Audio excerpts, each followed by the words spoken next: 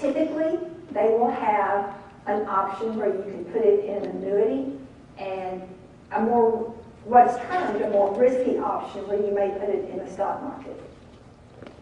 And there's, you know, you have to decide for yourself what to you is the most risky. Sometimes I think an annuity may actually be more risky because you have less flexibility on getting it out. You know, when you say an annuity, okay, what does that mean? Well, it means you've annuitized that money and you've told your vendor, I don't want it out in a lump sum. I want to pull it out over time. And if you live to be 80 and you've got $500,000 in an annuity, that may be great.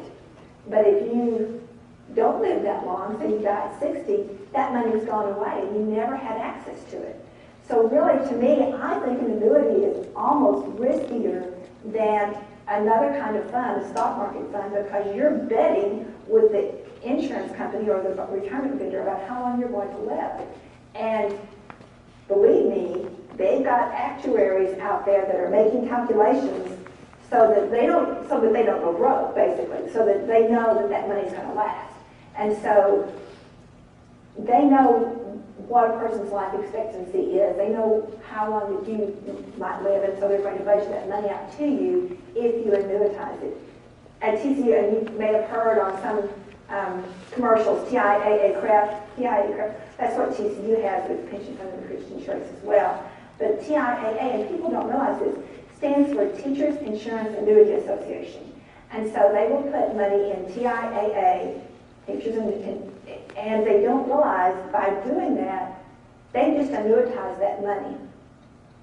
And it's much more difficult to get it out because you told the company, I want to annuitize.